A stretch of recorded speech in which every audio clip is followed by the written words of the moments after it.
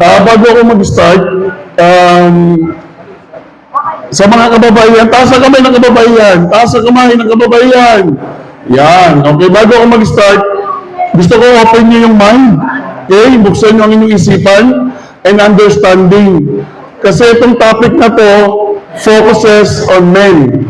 Okay, so hindi porket i-discuss namin to, gusto namin palabasin na pansinin din ng mga lalaki, huwag ng mga babae. Hindi po yun ang purpose namin.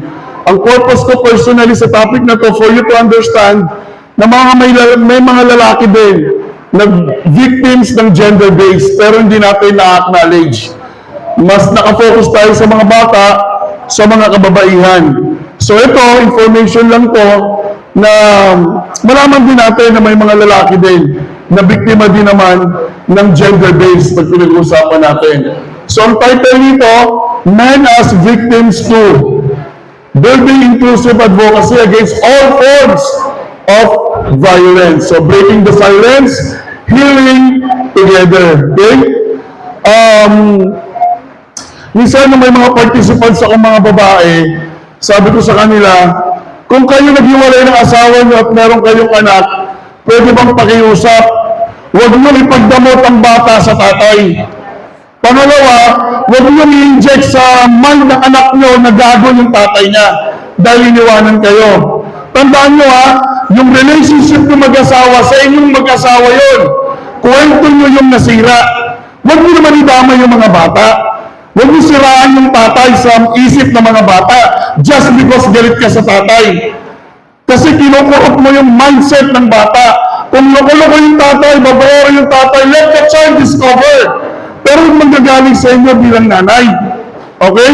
Kasi minsan ito yung ginagawa ng ibang mga nanay. Alam natin ng for a fact na may mga nanay na sobrang galit sa lalaki, sinisiraan sa mga anak.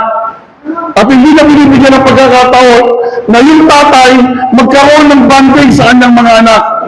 Kasi natatakot siya, baka maalin ng mga anak yung tatay. Ang gusto niya siya lang. Okay? Ito yung mga biases na nangyayari sa atin pag yun ang pinag-uusapan natin ng gender-based. Okay? Just to start with. Again, nakikiusap ako sa inyo, don't take it against us.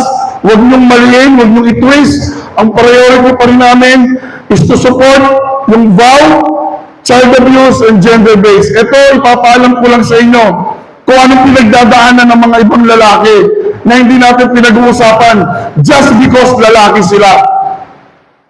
So, ang objective ko to recognize gender-based violence is not a one-sided issue. Ito nyo, pag pumunta ang lalaki sa barangay, nakasama yung babaeng binugbog, dinampot yung lalaki, priority natin under 9262 ang kakausapin lang ay victim. Wala tayong pakialam sa lalaki, perpetrator yan eh. Gago yan eh, nanakit yan eh. Yun ang mindset natin palagi. Pag may babaeng pumunta sa barangay, bugbog sarado, wala tayong pakialam sa lalaki. Hindi natin kinakausap ang lalaki. Kaya sabi ko, ang objective natin ngayon, dapat ang gender-based violence hindi siya one-sided. Okay?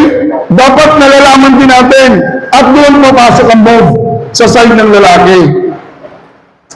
Another objective, while women and children are the most common victims, alam natin yan, very common naman yan, di ba? Men too can be survivors or abuse.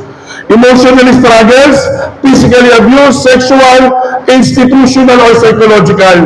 Meron ako narinig dito na pinag-uusapan ng mga grupo na pinipilit yung babae na yung asawa na makipag-sex. Alam niyo ba na meron din lalaki na ayaw makipag-sex na pinipilit din ang asawang babae? Na pag hindi pumayag yung lalaki, galit na galit yung babae.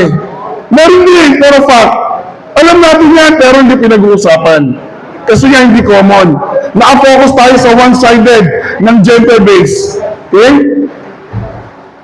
So, the goal is to build an inclusive, empathic, and stigma-free advocacy that protects everyone, including us, men. Okay? Alam niyo yung kwento na to? Di ba? Pumutok yan? Sino nakapanood? Di ba? Ang unang kwento, si Amber Heard, dinimanda niya si Johnny Depp ng pananakit. Minura-mura daw siya. Ngayon, nanalo si Amber sa korte. At humingi siya ng $20 million danyos, $20 million na danyos. Ang sabi niya, hindi naman mapupunta sa akin yung $20 million eh. I-donate ko to sa children's organization. So nanalo siya, pinatigyan siya ng korte, nagbayad si Johnny Depp ng $20 million. Alam ni Johnny Depp for a fact, lalaki siya, kaya iba yung stigma, binatiko siya, may mga projects siya na hindi na ibinigay sa kanya, just because panalo ko na si Johnny Depp pala nananakit ng babae. So ang ginawa ni Johnny Depp, kumuha siya ng magaling na abogado. Nagkaroon ulit sila naman na nagsampa ng kaso kay Amber Heard. Anong nangyari? Di ba? Lumabas yung ebidensya ni Johnny Depp sa CCTV, yun yung hindi ko makalimutan eh. Yung nakahiga ay natutulog siya sa couch, tapos nilagyan siya ni Amber Heard ng basag na bote sa katawan, ay sa kamay, tsaka pinicturan ni Amber Heard. Hindi na alam may CCTV. Yun yung hindi ko makalimutan na ebidensya ni Johnny Depp. Tapos kung inalam, kung yung $20 million binigay niya ba sa Children's Fund, hindi, binulsa niya. So ginamit niya yung case na yun. And for the first time sa history ng laban ng lalaki at babae, nanalo si Johnny Depp sa korte. At wala nang laban mag-appeal si Amber Heard. Anong ibig sabihin natin? Na totoong nangyayari na may mga lalaking biktima din ng pang-aabuso, pananamantala. Gawin na lang natin local. Alam niyo yung kwento ni Bong Navarro at ni Denise? Di ba? Nung unang lumabas si Bong Navarro na bugbog sarado, dami nagalit sa kanya. Tama lang yan! Tama lang yan! Muntik mo na rapin si Denise eh. Tama lang yan! Di ba? Bagsak si Bong Navarro. Lumaban si Bong. Nanalo siya sa mababang korte. Nag-appeal si Denise. Nanalo si Denise. And then, lumaban ulit sila ang Bong Navarro. Nanalo si Bong Navarro hanggang sa Court of Appeals. Ano ibig sabihin nito? Locally, talaga namang may mga lalaki na victim.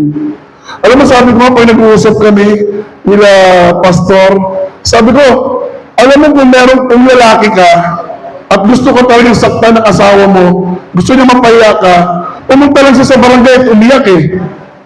Vowsy ka na eh. Kasi ang sabi ng batas, babae lang muna papakinggan, hindi lalaki. Patutunayan na lang ng lalaki sa korte. Pero may kaso na siya. Bago niya mapatunayan. Tama naman yung in-explain natin between women na talagang mas maraming reklamo sa babae. Mas maraming reklamo ang babae. Pero ang sinasabi namin dito, may mga lalaki din biktima na hindi natin pinapansin. Binabaliwala natin. After ng kwento ni Johnny Depp, wala nang kwento. Nanahimik na. Pagkatapos ng kwento ni Bong Navarro, wala na. May mga false ba na activist, Gabriela, na nagsabi na protektahan din natin ang mga katulad ni Bong Navarro. Wala!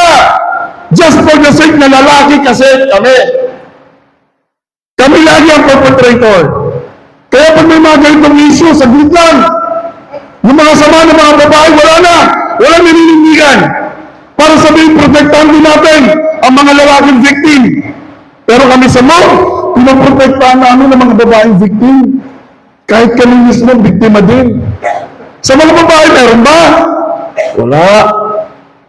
Kasi by stigma, lalaki kasi kami. Kami ang nananakit. Okay? So, sabi sa aming mga lalaki, magpakalalaki ka. Isa sa mga stigma na pinagdadaanan namin. Okay? Be man enough. Nag-away kami ng girlfriend ko eh. O lalaki ka, di ba? E di maghanap ka ng iba. Kasi lalaki ka, be man enough. Yan kami pinalaki. Na dapat hindi kami nakakaramdam ng sakit. I couldn't tell anyone who would believe me.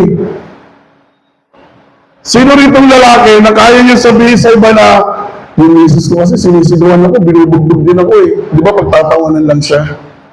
Ha? Yung asawa mo? Nag-voice out ko. O, so, binubugbog mo yung asawa niya. O, Ma'am Jean, itong officer mo ha, umamin, binubugbog niya asawa niya. Okay? So, ito yung mga na-experience ng mga lalaki, hindi kami pwedeng magkwento. Okay, kasi stigma eh. Di ba? Nakakalungkot pero nangyayari sa amin to. Even as a man, I was abused. Maraming lalaki ang abused. Hindi ko makakalimutan, bago ako napunta ng DepEd, sa FedEx ako eh. 8 years ako sa FedEx, mula nung nagsimula yung FedEx 1995. Kahit sino nagtatrabaho sa FedEx, sabihin mo lang si Sir Ems, imposible hindi nila ako kilala. Kasi binangga ko yung kumpanya. Nagdimandahan kami nung paalis na ako. Okay? So, nung FedEx ako, meron kami kasamahan. Kasi sa FedEx, lahat ng biyaya na sa amin. Meron kami libreng bigas, buwan-buwan, ang pinakamasarap sa amin yung OT. Kasi pag may bagyo, hindi makalapag ng aeroplano, hanggang wala yung aeroplano, running time kami. Okay, minsan pinapadala kami sa Cebu pag nag-divert sa aeroplano doon dahil may bagyo rito sa atin. Malaking sweldo. Sobra, kasi talagang akala mo nagtatrabaho sa ibang bansa. And then, hindi ko makalimutan yung kasamaan ko kasi libre kami sa transportation. Habang naghihintay yung service namin, pinagpapalo siya ng payong ng asawa ng babae. Doon, karap kami lahat, nakaupo sa loob ng jeep, nasa labas yung babae, andyan ka pala, hinayumpak ka. Pinag-aampas siya ng payong, awang-awa ako doon sa kasamaan ko na yun. Hindi siya lumaban, kinukubero niya na yung ulo niya, tapos tinutusok-tusok siya ng payong ng asawa niya. Alam niyo kung ano lang yung dahilan? Alam niyo kung ano lang yung dahilan? Okay? Umuwi siya. Ang dahilan lang, gusto ng babae, mangutang siya kasi may bibilihin silang gamit. Nasaan yung sinasabi ko sa inyo, di ba sabi ko bago ako pumasok, iutang mo na, binanggit niya yung pangalan ng lending eh. Iutang mo na dahil nandun naman yung ATM natin. Tapos kinukubero niya yung ulo niya. Lahat kami nakatingin lang. Pero wala yun, pagkatapos yun, wala lang. Kasi nga, wala namang, hindi mo siya pwede magsumbong. Kaya nauso yung salitang, under Bisaya. Kasi nakasaya yung mga babae. So ang lalaki laging pumapalobo, nagtatago. Hindi siya under Bisaya, under ng saya ng babae. Okay? Data shows that males die by suicide 3 to 4 times more than females. Kasi hindi kami marunong maglabas ng emotion. So dahil nahihirapan na, na-depressed na si lalaki, nag-commit na lang ng suicide. Okay? Para lang gumaan na yung pakiramdam niya. Kasi hindi naman siya pwede magsumbong eh. Ito, kahit tignan nyo sa internet, yan ang datos natin. Kahit sa Pilipinas, yan ang datos natin. Mas maraming lalaki nagpapakamatay. At mas maraming lalaki ang inaatake sa puso, hypertension, rather than babae. Kahit isipin nyo kung sino yung huling dinalaw nung namatay, usually dito mas maraming sasabihin lalaki, kumpare, kaibigan, kakilala, yung huling namatay na dinalaw nila. And usually yan, heart attack, hypertension, and then susunod na nandiyan yung stroke. So let's understand invisible struggle. Okay? Diyan sa activity nyo, okay, meron kayo dyan case scenario involving men as a victim. Bibigyan ko lang muna kayo ng 10 minutes. Meron dyan, 8 yan. Pili lang kayo kada grupo ng isa. 8 scenario yan ng isang lalaki na siya yung victim. Pili lang kayo ng tag-iisa. Bibigyan ko lang kayo ng 10 minutes para lang maintindihan muna natin pinag-uusapan natin. Okay? 8 yan, pero pili lang kayo ng tag-iisa. Bahala kayo mag-usap-usap kung ano yung pipiliin yung scenario.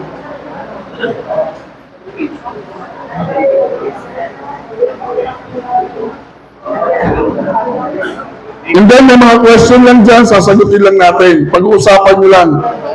Pag-uusapan nyo lang muna. Nakita? Okay. Pili lang, usap-usap. Alin dyan yung case na pag-uusapan nyo para ma-identify nyo. Alin dyan yung case na pag-uusapan nyo. Pag-usapan na. Pili kayo. 8 yan. Pili lang ng isa. Kaya may clear na scenario lang yan. Bigyan ko na lang kayo ng 5 minutes. 5 minutes lang, 5 minutes para pag-usapan. Continue. Okay, let's continue. Violence does not discriminate. but society does, especially when it comes to male victims. So, violence does not discriminate. Pero nangyayari ito, okay. Ma'am Rock, thank you. Thank you so much. Palakpakan po muli natin si Ma'am Rock ng Action. Thank you, thank you. Thank you. Okay. Tawagin ko ang Ignite. Okay? Doon sa napili nyo, ano sa tingin nyo yung idea natin pag pinag-uusapan natin na ang lalaki ay biktima din. Yung tinatawag natin na the silent cry. Ay, good afternoon. Na dapat babae para mas maganda yung ano. Girl dapat. Sige, sige. Very good, volunturo. Doon sa senaryo nyo, ano yung nakita mo doon na talagang merong male victim? At bakit siya male victim?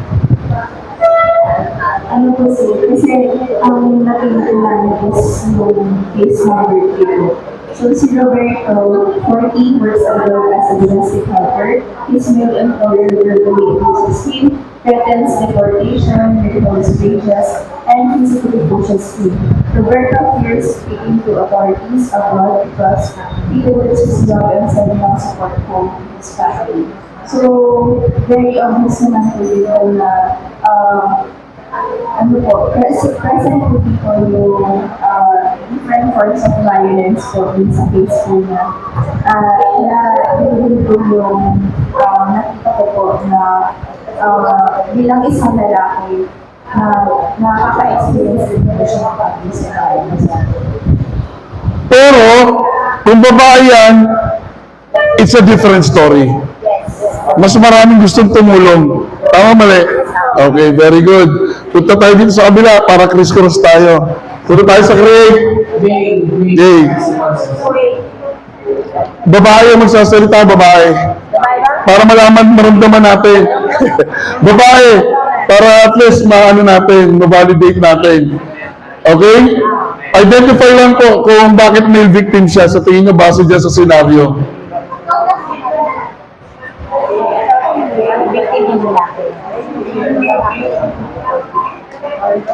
Sige, basahin mo muna. Composition case, financial abuse related care. Miguel 45, allow his wife to handle family finances because she composition manage. Over time, she controls the money, denies him access to funds, uses it to punish him during fights. He feels trapped and ashamed to speak about it because society expects the man to provide. Okay. Pero kung babae ulit, yung victim, it's a different story. Yes. Tama? Okay, thank you so much. Punta ako rito sa kabila. Equip. Ayun. When real men don't cry fails. Mark, 25, was sexually assaulted by someone he trusted during a festival.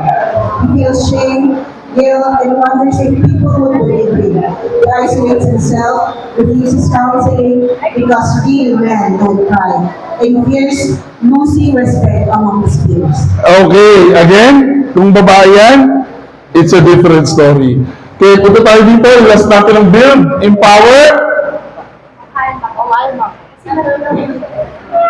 Yung napili po namin yung number 1, composite case, silent tears in Tarlac. 135, married man in Tarlac, Philippines, suffers emotional and verbal abuse from his wife. She constantly belittles him in front of his children, calling him useless and lazy. On some occasions, she destroys his personal belongings during arguments. One has never reported this, fearing his relatives would mock him and say men should be strong. Okay.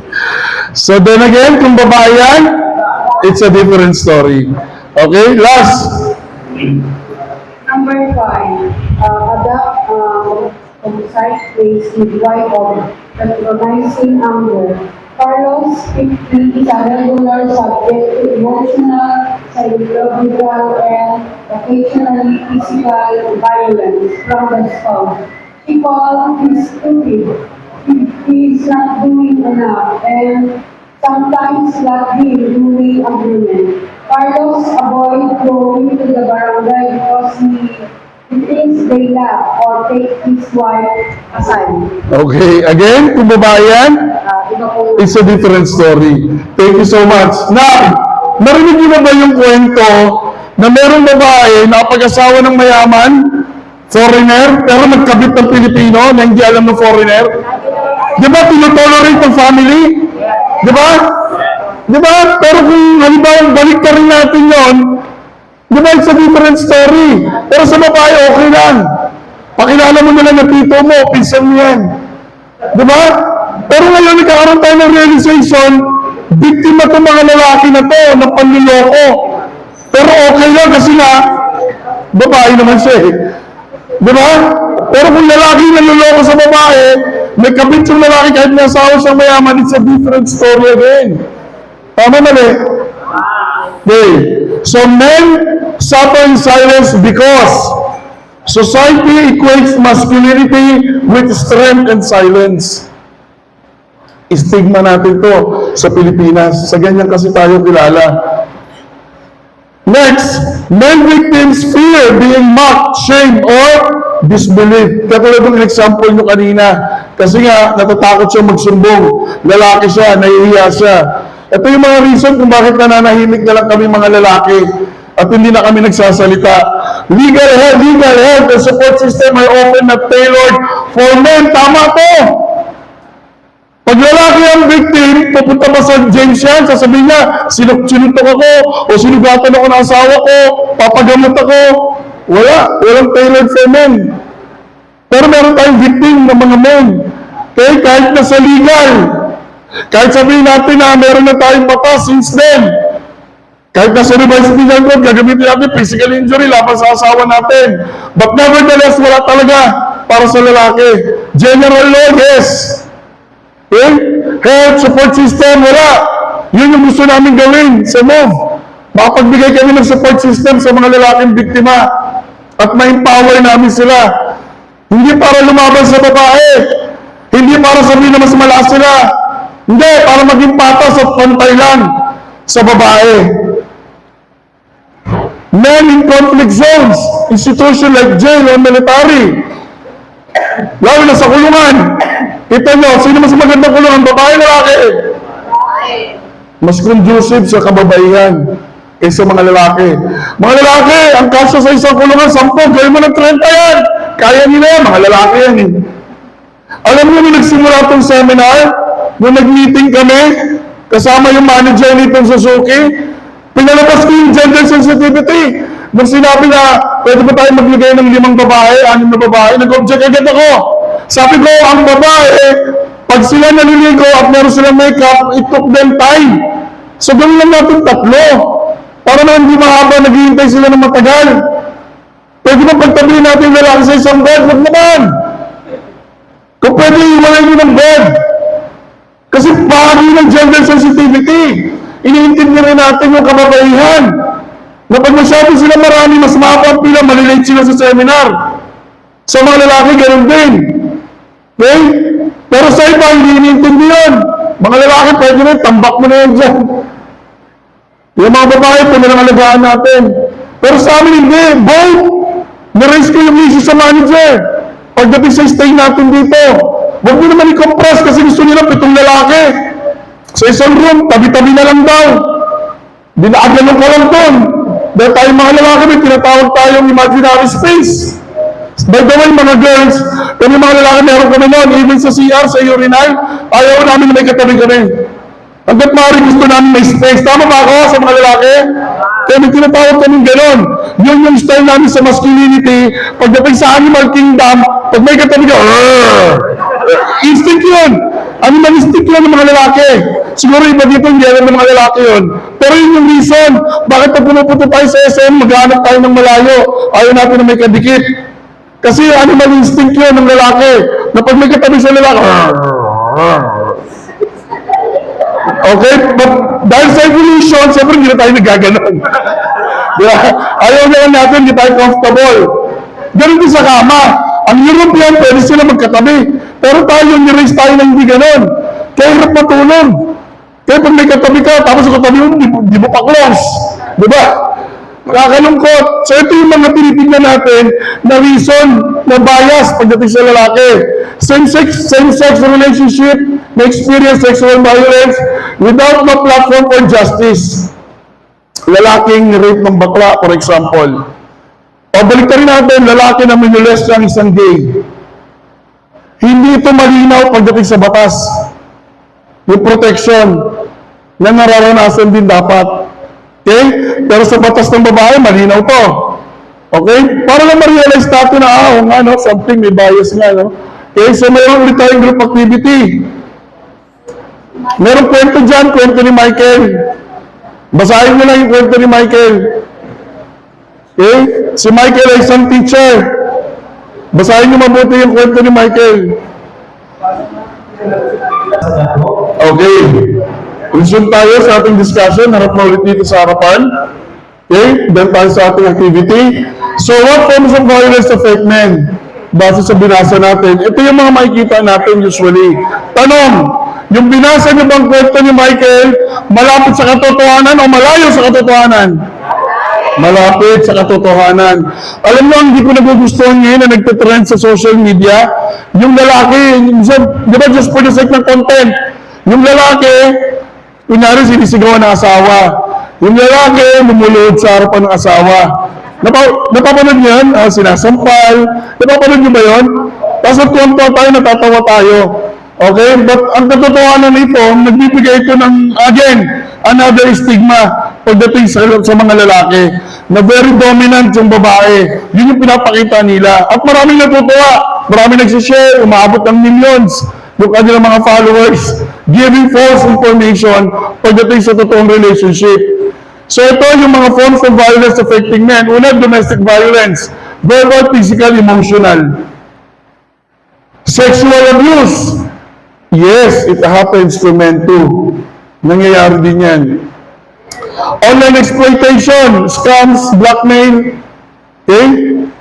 Merong, hindi ko alam kung napanood nyo kung nabalitaan nyo yung nag-trending sa isang school na private, na merong babae na sinabi niya, biktima daw siya ng teacher ng panghihipo.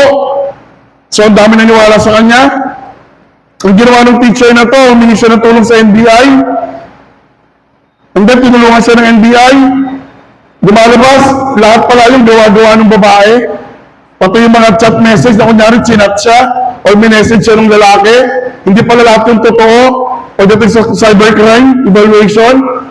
Okay, sobrang nakakawa yung teacher kasi na-damage na yung reputation niya ng estudyanteng, college student.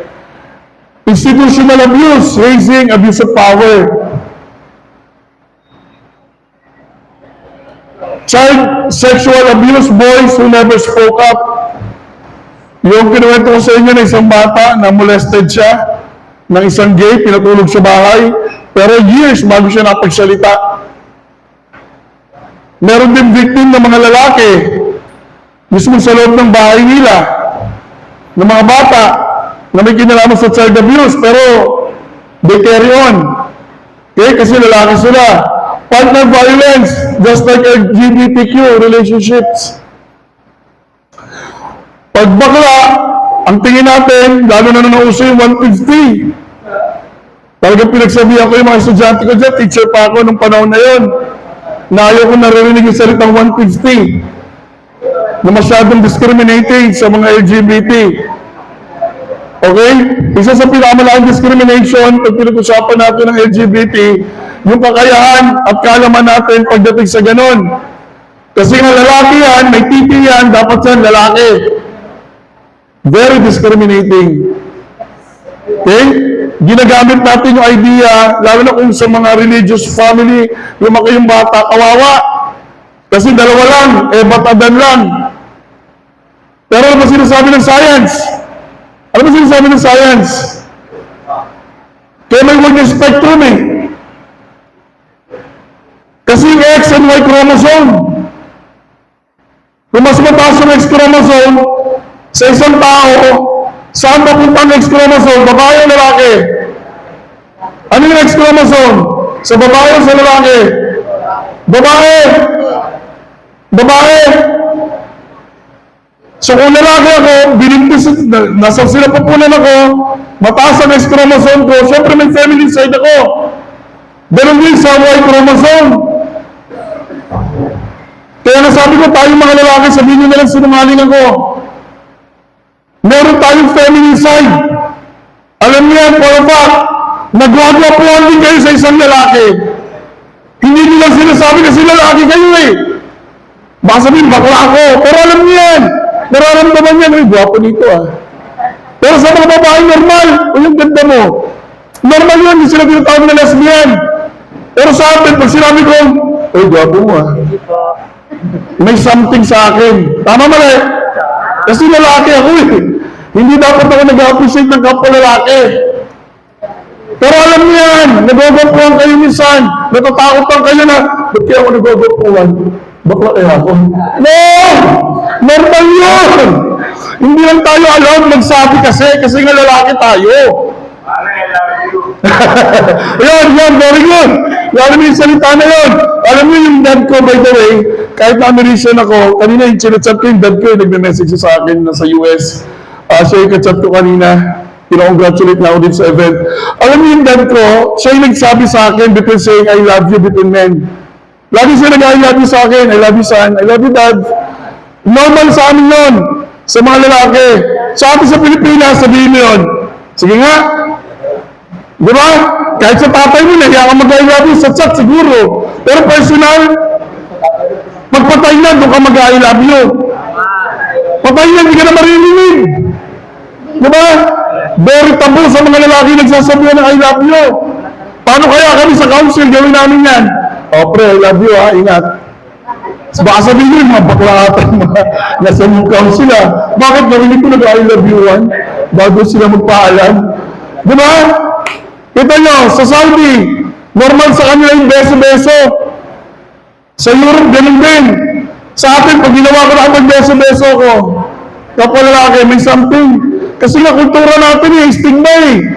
Diba, personal mo sa pwede mag-beso-beso mga lalaki. Okay? Sa atin, hindi pwede. Paro bakla ata sa rin. Sa bakit? Bineso-beso ba naman si Kaakong? Tapos pati si Pastor sumingit, nakibeso din. O, di ba? Okay, nakakalungkot. So ewan ko ba kung bakit. So, sharing real life experience. May tatawagin akong kasama natin, nakilala nyo rin naman. Na for the first time, kukwento niya sa inyo yung kwento niya base sa sinasabi natin na bias between men and women.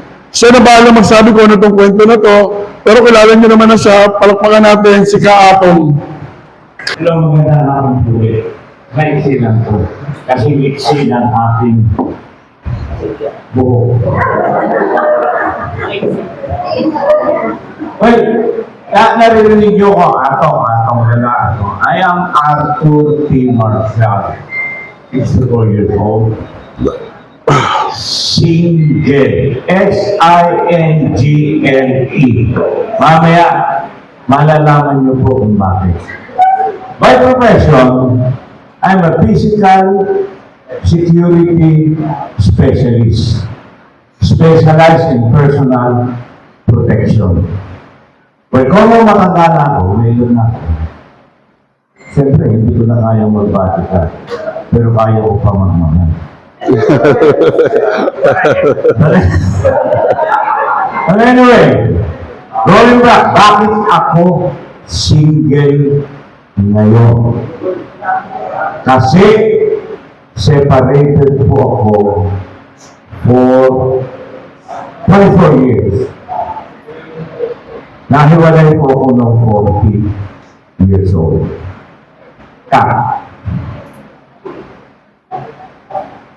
Nung bata po ako medyo nabigyan ko kayo ng brief history nung pagkabata ako, akin mga anak ko ng old school parenting. No? Nag-stop ako doon. Hindi ko na ikwento sa inyo yung pagiging teenager ko. When I was in my youth, teenager ako, legal dito, legal doon, legal dito, legal doon. Ganun kami noon eh, baby boomers. Di ba? Sino ba kasi industry? Huwag na ako maghanap ng mapapahamak pa. Ako na lang. Legal dito, 18 nagapak lahat. Walang sumagot.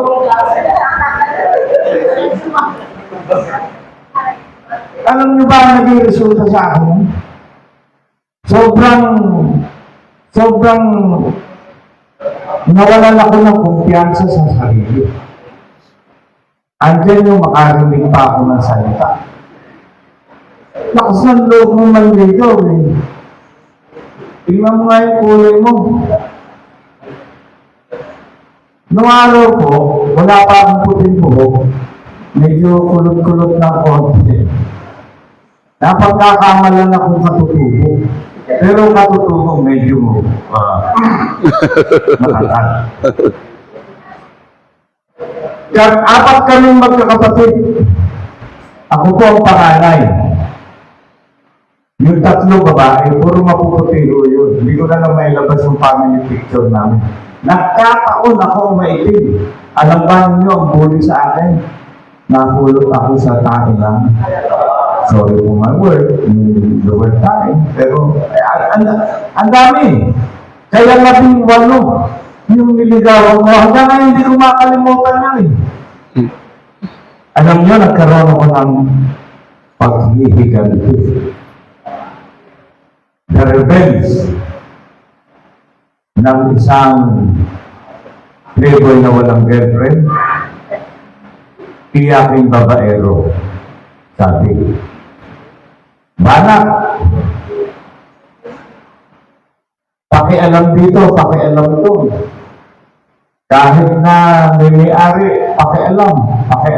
Nakaperwisyo ko. Mind you, hindi ko alam na violence against women. Kasi sinamantala ko noon ang kahinaan ng babae. Eh, nung araw, pagka naka-scarf ka, naka-Levi's ka, may driver watch ka, yeah. Pero totoo yun, batang ulongga ko eh. Medyo nakahaspapis ka nung araw. Paangkin-hangkin ka. May juban ka. Charlie, iba ang dating mo. Pexelo. Parang kanyo US Navy. Ang galing makapambola. Eto na po. Bundat dito, bundat doon, bundat dito, bundat doon. Sipin, nakaperwisyo. Nakaperwisyo ng babae. Hindi ko po ano yun ha, hindi ko po pinapansin yun. That time, magyabang pa namin eh. Oh, yan si Art. Lahat ng aero nasa akin. Babaero, nasidero, di ba, tanggero. Parang gano'n.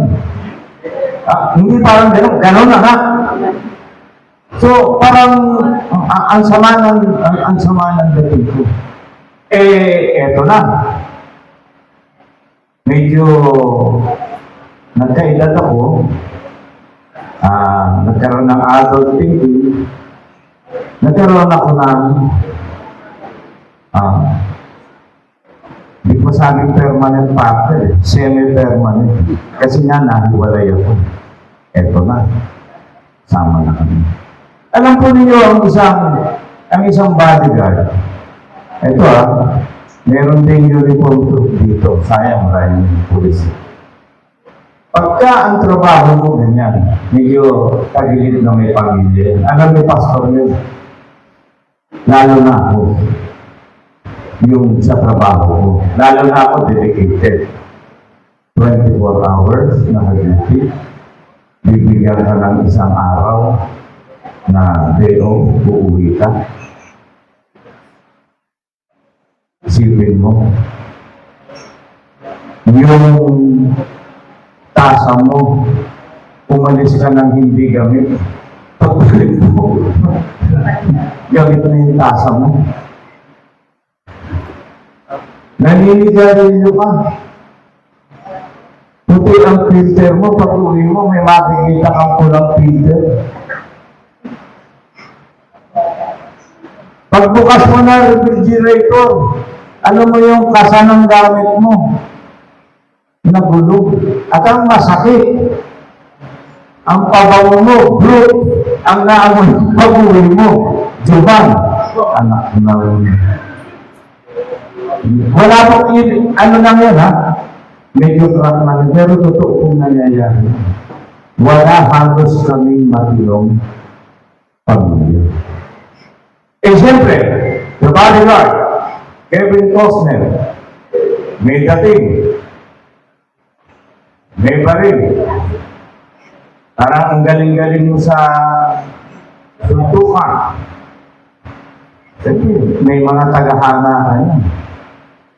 By the way, ang huli kong trabaho, nandyan ako sa legenda noon. Kung si Press nasa, ano yan? FedEx. FedEx, ako nasa legenda. Naging personal security ako ng may-ari mismo. Si Dick Chan, si Angie Chan, pati yung CEO. So, puging na puging yung dating namin. Lapitin ka talaga ng mga tukso. Nagkagulo-gulo yung buhay. Eto na. Yun yung kanina sinasabi niyo, sir. Na naging one-sided yung dahilan ng pag-iiwala. Naakusahan ako. Kasi, di ba, ang pinirmahan mo is na kontrata, maghapon ka lang mag-duty, 8 hours. Dapat ito, kung mawala ka, 1 linggo, 2 linggo. Nakakarating ka kung saan-saan lugar. Mga ano po yan ha, mga diferensya nung naging diferensya sa loob ng relasyon ko. Hindi ko na po ibibigay kung anong dahilan talaga. Hindi, nandun na po yun eh, yung mas malalim pa. So nahiwalay na. Ito po ang masakit. At tatandaan niyo po pala, basta nagkaroon ng break race ang isang relasyon. Sabi nga ni Sir El, at ang totoo, hindi one way yan. Two-way yan. Marami. Medyo. Depende sa pag-i-age natin kung sino may katuwiran. Pero wala mong katuwiran yun. Ito masakit nung hiwalay na. Ang may kasalanan, ako lang. Yun yung sinasabi ni Sir kanina sa mga bata. Anong ipinaunawa sa mga bata? Ako lang ang may kasalanan. Dalawa po yung cellphone ko, 3 ang number ko. Wala po akong natatanggap ng tawag. 64 na po ako. Napakalungkot ng buhay ko sa bahay namin. Kaya lang ako masaya pag nasa barangay. Kaya lang ako masaya kapag nandito sa mo. Pero pagdating po sa pamilya,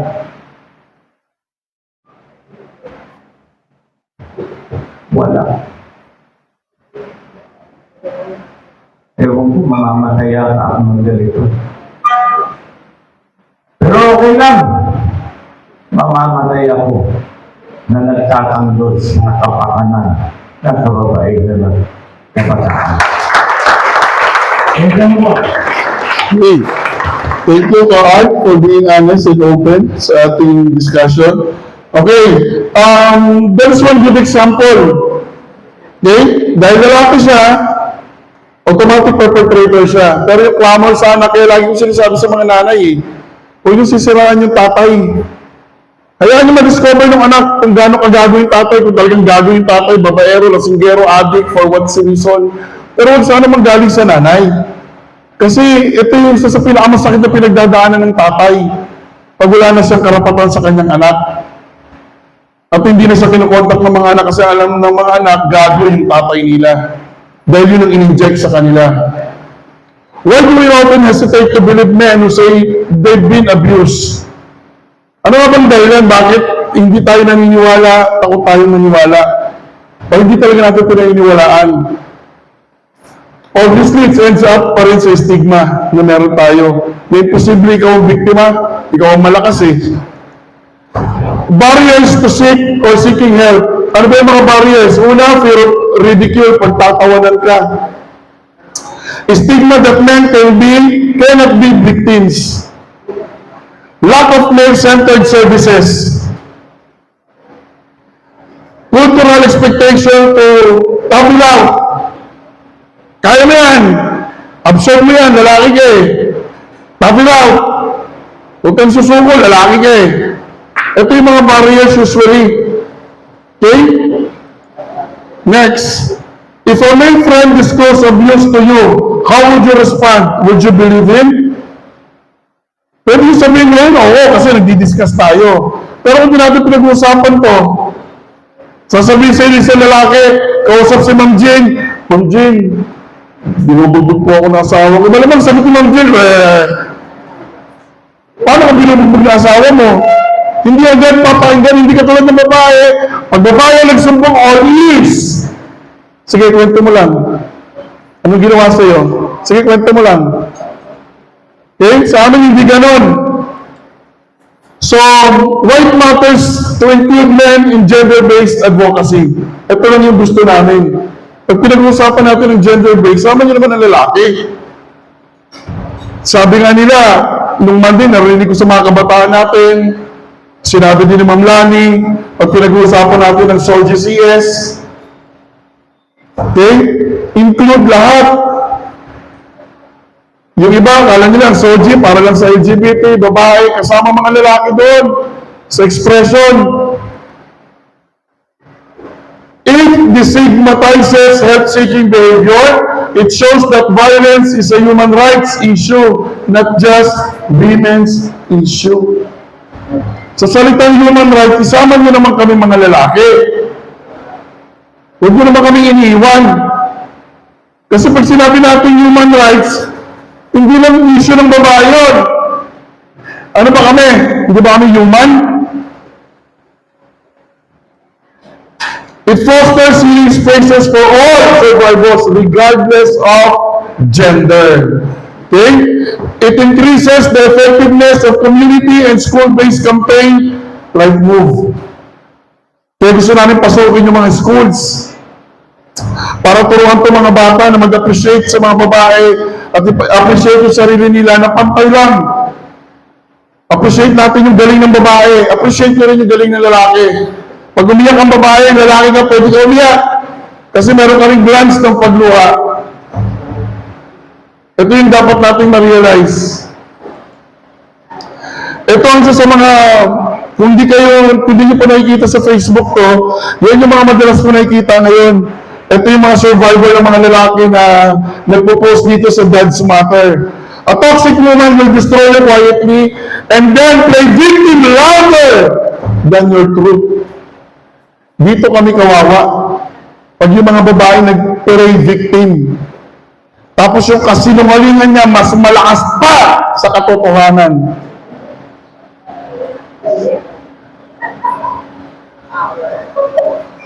Ito yung kwento ko.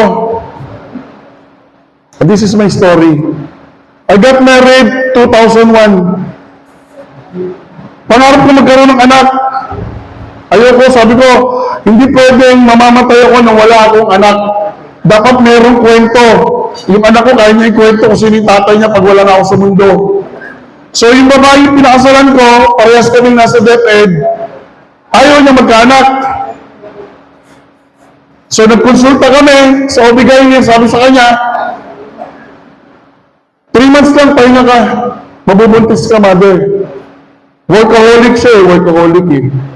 10 years yung relationship namin. And then I decided, sabi ko sa kanya, nag-usap kami isang gabi, akala nga nung iba na nag-iwalay kami, nag-away kami, hindi. Nag-usap kami. Sabi niya, let's talk about our relationship. Sige ka, kung ano bang gagawin na natin? Sabi niya, gusto mo ba ikaw maiwan dito o ako maalis? Sabi ko, okay lang, ako aalis. Sabi niya, wag. Kasi wala ka namang mauuwian. Ako, pwede ako humingi kay mama ko, sabi niya. Hinatid ko siya, dala-dala yung gamit. Nag-kiss pa kami. At nag-usap pa kami na every Sunday, magdi-dinner kami. Para lang may communication. Pero yun na yung huling araw na nakita ko siya. And after that, marami na akong narinig na kwento. Nag-away daw kami, sinigawan ko daw siya. So nalungkot ako. Kasi nagpagawa kami ng bahay, lahat ng gastos doon sa akin, 400,000. Ipon ko yun sa FedEx. Hindi ko nakuha yun kasi yung lupa sa nanay niya. Wala ako nabalik. Gumawa kami ng sanlatira bago kami maghiwalay. Kasi yung bahay namin, yung lupa namin, tinayuan namin ng school. Kung alam niyo Maris Creative School sa inyo kabalan, ako po nagtayo nun. Kung taga nyo kabalan kayo, kung familiar kayo sa Maris Creative School. Nung nawala na ako ng trabaho sa FedEx, pumunta ng China, hindi ako sumunod, nag-stay ako dito, tinanggap ko yung separation pay. Ang ginawa ko, ako yung naglalaba. Ako yung nagluluto. Kaso pag-uwi niya, hindi siya kakain, doon siya kakain sa nanay niya. Okay lang. Ako naglalaba, pati underwear niya kasi ayaw ko pabigat. Ayaw ko pabigat. Hindi ako lumalabas para makipag-inuman, hindi ko gali yun. Naging matapat ako. Hanggang sa nag-desisyon na kami maghiwalay. Pero pagkatapos nun, dami ko narinig. Lahat ng tao sa division office sa kanya naniniwala. Okay lang, sabi ko, kwento niya yan. May sarili din naman akong kwento, pero okay lang kung yan ang sinasabi niya sa inyo. Kaya sa division, pag pumunta ako doon, halos lahat ng tao doon, galit sa akin. Sa kanya, pumapabor. Kasi hindi naman nila alam yung kwento kasi lalaki nga ako. Malaki ako. Ang nasa isip nila, sinampal ko siya, binugbog ko siya. Kasi nga, lalaki ako. So nakakalungkot yung mga ganito pinagdadaanan ng mga lalaki. Hindi mo lang pwede pumunta doon sa division, ipagtanggol ko yung sarili ko, hindi. Pero alam mo agad, pagpasok mo doon, ayaw kami napansinin. Natutuwa lang ako sa superintendent ng Zambales nung napunta rito.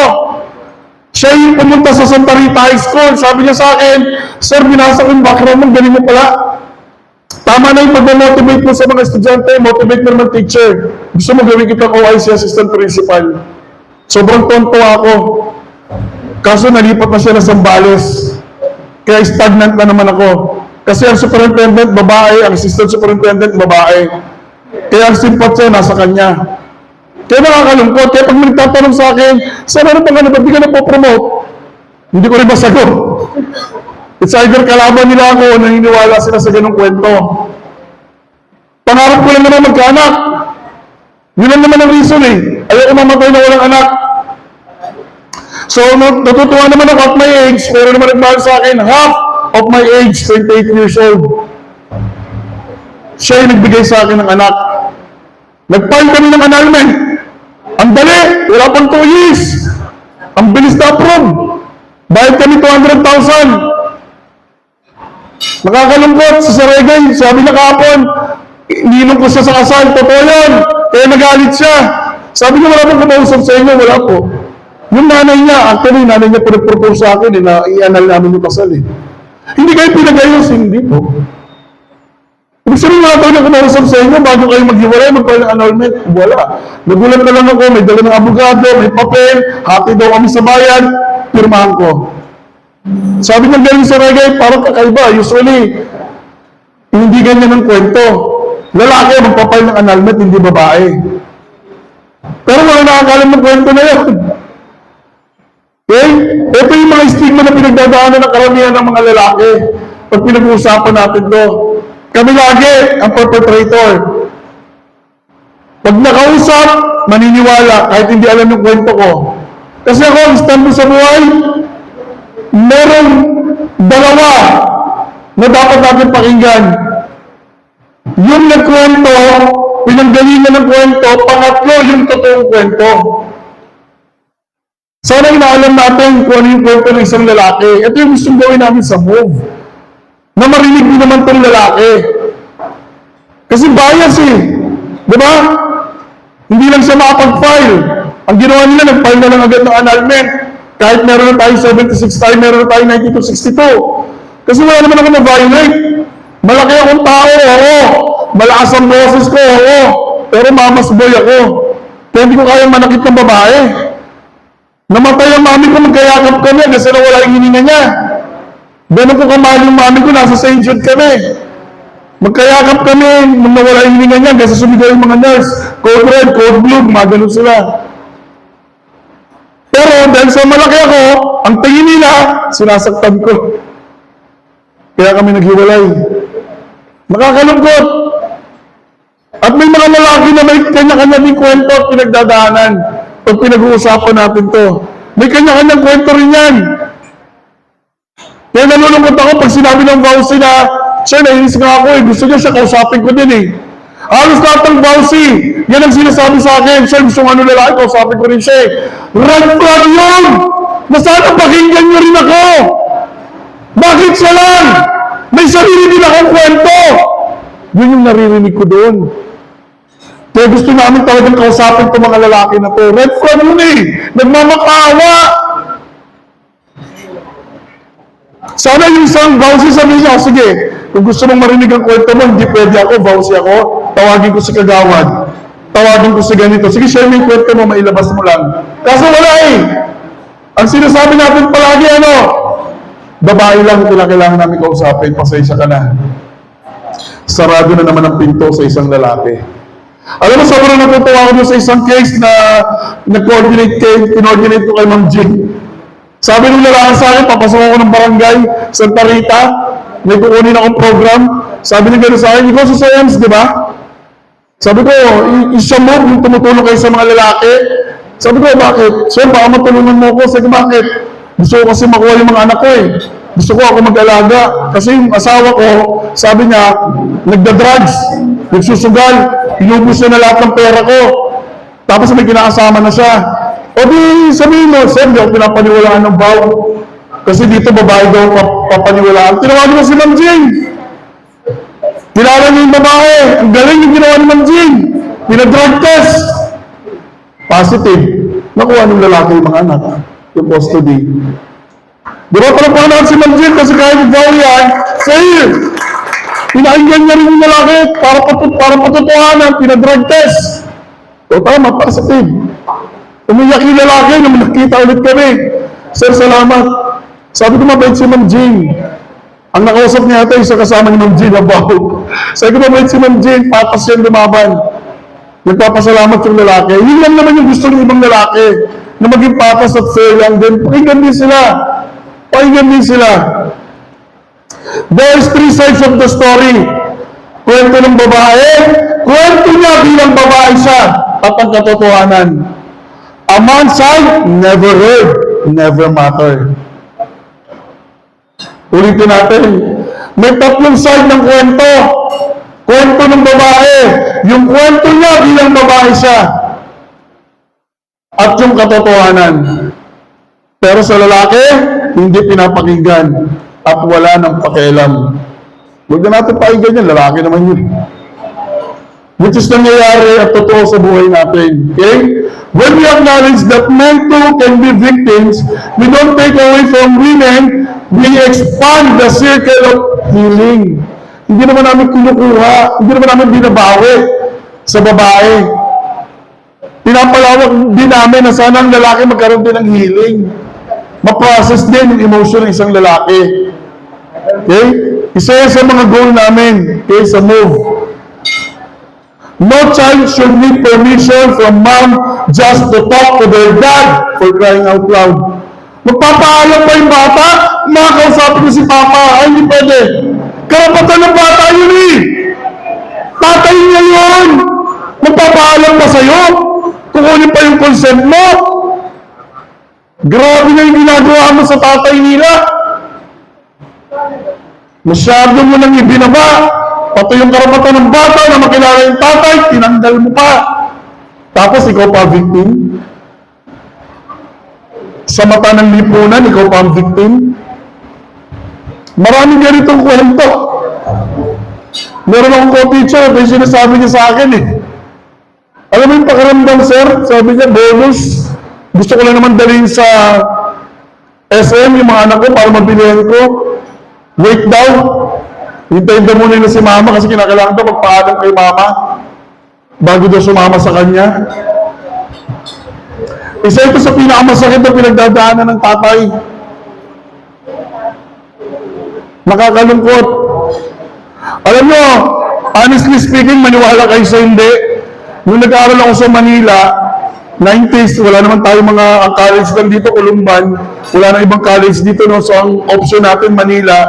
Maniwala po kayo sa hindi. Dahil ang itsura ko mukhang foreigner. although nagtatagalog ako, nasubukan ko po na 2 babae ang nanamantala sa akin. No joke. Inuman po yun. Kasi ang kwento noon, malaki ang titi pag foreigner. Gusto lang nila malaman. Sorry ha. Pero that time, ayaw mo eh. Pero inuman, magulat ka na lang sila na yung umalig sa'yo, 2 sila. Pero yun lang gusto nila malaman. Kasi napapanood nila sa porno, malalaki ang titi ng mga foreigner. Gusto lang nila patotohanan. Magsusumbong ako? May maniniwala? Baka sabi pa sa akin iba, swerte mo eh. Sino ba yan? College ako nun. Ang course ko sa aeronautics, sapat sa ako nag-aaral. Wala namang maniniwala, may kukwento ko yan eh. Diba? So sinyay ko sa inyo, para malaman nyo lang na may mga ganun din ng mga lalaki na nagiging biktima din ng mga kababaihan. Ending gender-based violence means we must advocate for all who are hurt. Hindi lang babae. Not just the ones who are seen. Kasi kami mga lalaki silent kung sa amin. Kasi nga bawal kami magsalita. Nakakalungkot. Isa ito sa parang hindi nangyayari sa atin pag pinag-uusapan natin ng gender base. Okay? So, let's be the generation that doesn't just speak for victims, but listens to them, believes them, and walks with them. And I hope, itong topic na to, nagbigay ng konting kamulatan. Naiintindihan ko yung mga solo parent, may sarili kayong kwento. Naiintindihan ko naman yun eh. Please don't disregard kung ano yung sinasabi namin. 100% supportive kami sa VOW, Gender-Based Child Protection. Huwag nyo lang sanang alisin sa isipan nyo na pag sinabing lalaki, automatic perpetrator. Buksan nyo rin yung isip nyo na ang isang lalaki perpetrator, baka bandang uli, victim din siya. Alam niyo, isa sa subject na tinuturo ko sa St. Joseph, sa Criminology 3rd year, yung victimology. Isang bahagi ng topic ko sa victimology, yung victim as perpetrator and perpetrator as victim. Magugulat sa mga estudyante na pwede pala yun. Yes, it's possible. Okay? So, I hope meron kayong natutunan. In-stress out ko lang. Palagpakan natin si Kaator sa kanyang personal experience. Ang hirap mag-isa sa bahay. Tatanda sa atakihin siya, wala man lang anak. Nalalapit sa kanya. Ano yun? Pag nasa kamakam na sila, doon sila iyak. Pag nakalatay na siya, ha? Namiss ka namin? Wala na, patay na yun eh. Nung buhay, nilapitan niyo ba? Nagkaroon ba kayo ng lakas ng loob? Diba? Ako sinasabi ko sa mga estudyante, huwag mong sasabihin na masama yung magulang mo. Tapos pag namatay, iiyak ka. Kasi pag nandun ako, ihuntog kita sa kabaong. Napaka-plastic mo, nung buhay pa, di mo pinakita yung pagmamahal mo. Napaka-bastos mong anak. Ngayon, patay na, iiyak ka. Wala na, patay na yun eh. Hindi ka na maririnig. Baka may mana? Eh, si Kaatong, may sariling yaman yan eh. Ang iniisip ko lang, alam mo yung buhay niya na parang mag-isa lang siya, what if pinatake siya? Tapos lahat ng anak niya galit sa kanya. Tapos ayaw pa dumalaw. Diba? Kasi nga, na-inject sa mind nila, walang kwenta yung tatay nila.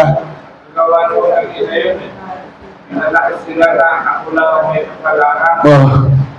Ganun yung kwento. One-sided. Ito na yung suriya namin, lalo na si Kaatong, hindi kami humingi ng awa. Please, huwag nyo kami kawaan, lalo na ako. I hate that. Huwag kayo maawa. Sinasabi lang namin na may magandang kwento. Pero don't pity on us. Please, wag. Tignan nyo kami na brave. We survive. Ito nyo kahit yun ang pinagdaanan namin. Nandito pa rin kami para protektahan ng kababaihan. At the end of the day, nakatayo kami. At sinasabi namin, huwag natin saktan ng kababaihan. Diba? Sa ganun namin ginawa. Yun ang ginamit namin ngayon. Hindi namin ginamit yun para lalong magalit sa mga babae. para magalit sa mga bawsi. Kasi hindi nila pinapakinggan yung mga lalaki. Hindi. Kaya sabi ko, pagdating namin next year, sisimula namin yung programa, tapos na kami sa advocacy. Since 2022, nag-advocate na kami. Response na yung gagawin namin. At sinabi na ni Mami Nova kanina, bibigyan na kami ng office. Meron na kaming chance kausapin ng mga lalaki. Mag-meeting kami niya, Ma'am Jean. Magkakaroon kami ng tamang referral. Sasabihin na ni Bawsi, sinabi ng lalaki, gusto niyo kausapin niyo rin ako. Saan? Meron na po. Wait lang. Gagawa tayo ng referral indoors. Papirma ko lang po kay Cap. Ito na po. Punta lang kayo doon. Meron na tayong ganun programa. Oo. Nangyari po sa akin yan. Huwag po kayo mag-alala, sabi ko, within this day, meron na pong mga lalaki po, mapupusahan. Very good. Thank you po. Pero ang purpose pa rin namin, hindi para magkasunduin. Kasi ang tanong ko ito, gusto ko malaman sa isang lalaki, bakit pa ulit-ulit mo sinasaktan yung asawa mo? Saan ang gagaling yung galit? Bilang isang psychologist, gusto ko malaman yun. Di na ako gagawa ng intervention para matulungan kita. Kasi baka nung bata ka, binubugbog ka. O nakikita mo yung tatay mo, binubugbog mo ang nanay mo, kaya ganyan ka. Alam mo natin saan ang gagaling. And then let's see, baka mahinto mo yung ginagawa mo. At yung cycle of violence, mahinto natin. Bakit? Kasi magtutulungan na ang Vauci at ang MOVE. Okay? Sa panahon daw natin, mahirap magtayo ng pamilya. Pero naniniwala ako sa ulongo ko, sa tulungan ng Vauci at saka ng MOVE, titibay lalo ang isang pamilya. Okay? And with that, hindi po ako galit. Ini-stress out ko lang kasi naiinis ako. And with that, maraming salamat. Mamaya po hapon, pwede yung practicing, yung roleplay, 7 o'clock po tayo. May mga games tayo. Bukas wala na tayong talk. Marami kayong gagawin activities. Meron bawat isa sa inyo tatawagin kung ano yung mga takes away nyo, ano yung i-commit nyo. By the way, pag tawag sa inyo dito, magko-commit kayo. Okay? Base sa mga natutunan nyo, ano yung kaya nyo i-commit. Tapos yung individual action plan, ipe-present nyo yun. Yung ginawa nyo action plan na pwede nyo gawin mamayang gabi. Yung template, gumawa na kami ng template. Yung dyan na sa inyo. At ipe-present namin sa inyo yung bago o yung mga kasama namin bago sa MOVE Council. At sabi ni Ma'am Nova, baka dumating si Mayor bukas. Dapat kasama niya ngayon, kaso na Teacher's Day sa SMX, syempre doon pupunta si Mayor. I suggest na sana maaga tayo. Sakto 8:30, sana nandito na lahat. Para pag dumating naman si Mayor at matuloy na dumating siya, makita naman yung participation nyo. Kasi ang nag-confirm na darating bukas si DILG. Tumawag na siya kanina. Darating siya bukas. So I hope maaga kayong dumating, please, sa mga hindi naka-stay dito. Okay? And then ibibigay namin sa inyo yung QR code ng evaluation, assessment. Yung dalawa na yun ang magiging basehan namin para bigyan namin kayo ng certificate. Ang ganda ng certificate natin, pirmado ni DILG, pirmado ni Mayor. So citywide, yung certificate nyo. Kaya please, pag binigay namin sa inyo QR code, online naman yon, para hindi na kayo magsusunod, pindot-pindot lang kayo. At konting suggestion lang para ma-improve yung seminar na to. Okay? So ngayon pa lang, although bukas ako magpapasalamat, ngayon pa lang, maraming salamat sa inyo. Hello.